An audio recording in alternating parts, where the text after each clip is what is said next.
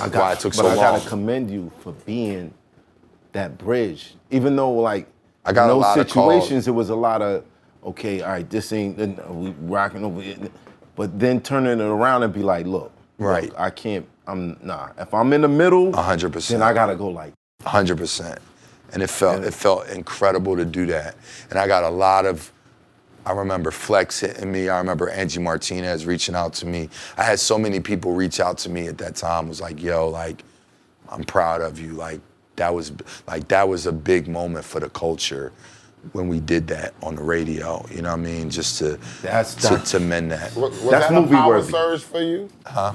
Was that a power surge? Did that kind of flex your power, and did that put you on a different stature because you was able to do that? I've had so many moments that have put me on different statures. So absolutely, because then it was, again, something that I accomplished that who would have ever thunk? Like, literally, I'm on the radio with fucking Jeezy and Gucci mending their situation. Like, you know what I'm saying? And like, and man, every club in the city was playing Icy that night. Like, just and that song was, damn, you know that. That's crazy. That song was like niggas was celebrating all over the city. Now you would have got a club shot play up back.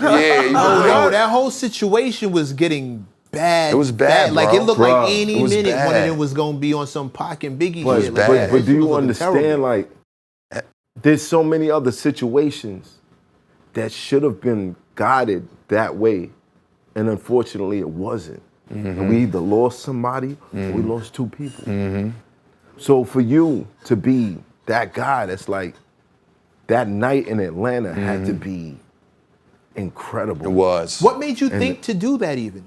We've had people sit in that chair and tell us, you know, that's not, it wasn't for me to your name is DJ put that Drama, not together. DJ World Peace. Right. But you was DJ World Peace for a night. Some dudes will tell you straight up, like, I'm not getting in between these two, this grown-ass men, they gotta handle their shit. Yeah, let them figure it out. What inspired you to decide, okay? I mean, because my relationship with Coach and Gucci was so strong. Like, you know, I had literally went on a hell of a run with Gucci, you know what I'm saying? And, you know, me and Jeezy had, like, I wouldn't be here if, you know, we hadn't done what we did at the time. And it didn't feel right. Like, it didn't feel complete if it wasn't the trifecta, you know? And like, me and Coach were having convos about it, and it just was like, you know, if we're gonna do it, like, let's do it. Nobody you know would have blamed you if you'd have stuck with Guap and just kept going. You had already had the fallout. Nobody would have been mad at you if you stayed.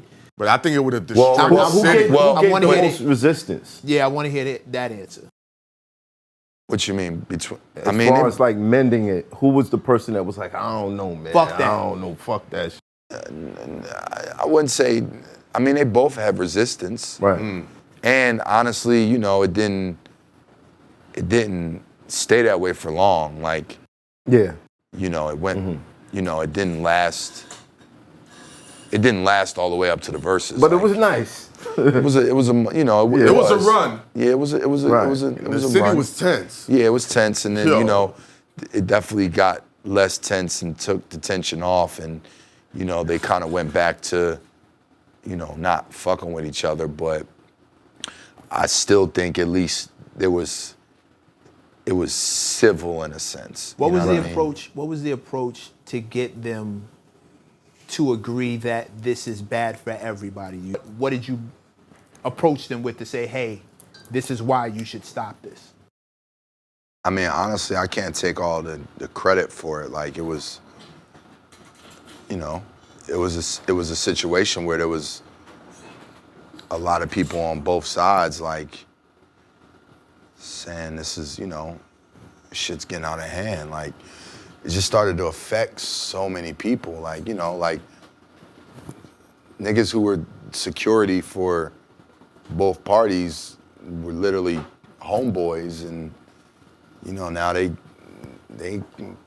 got fallouts, or, you know what I mean? Like, like, it literally trickled down to, like, kids in middle school, you know what I'm saying? Those are two really big ecosystems. What happened to huge those kids ecosystems in middle school? What was? It was just tensions because somebody's parent worked on CTE side and somebody's parent was on 1017 side, and it just, you know, when it gets to that level, it's just like, yo, like, and like I said, it was really affecting the city because they're both such important and powerful, like, staples of Atlanta, of trap music, of hip hop, of culture, and again, like, nobody wanted to see it turn into a Pac and Big situation, you know what I'm saying? And but it was heading in that direction. yeah, like, you know, it was a lot of shit that went down in the streets, you know, because of that. So, you know, just, you know, thankfully, you know, they're businessmen at the end of the day, you know what I mean? And they, you know, both parties were millionaires, you know what I'm saying? And, you know, they also, like, provide and you know, have people's livelihoods that they take care of. So, you know, they were men enough to put their differences aside and, you know, put their egos to the side and, you know, put a lot of shit to the side, you know, to make that decision to do that. You know, and I'm sure it wasn't, you know, It wasn't easy. It wasn't easy, you know, and obviously, like, it took some real time for it to get to the point. I mean, you know, just recently we all went on tour together. You know, we did the Legends of the Streets tour, and it was me, Jeezy, Gucci, Ross, 2 Chainz, you know, so How'd that even for that happen? to Because happen. Jeezy and Ross got into it. Yeah, I mean, they They mended squashed that. it. Yeah, They they squashed it. you know, Okay. yeah, they've been They squashed. squashed it. They super homies now, so. But even with the Pookie Lope shots, Yeah. I'm noticing now, like Gucci just released a song, "We Need to Stop Dissing the Dead," and he's kind of admitting that I put that vibe out there, Yeah. and I needed to stop. How do you feel about that? I mean, you know, if you look at hip hop and you look at the cycle of hip hop, like, who would have ever thought Ice Cube would be doing children's movies? You know what I'm saying? This is Fair point. the nigga we love to hate. You know what I mean? Like, Yeah.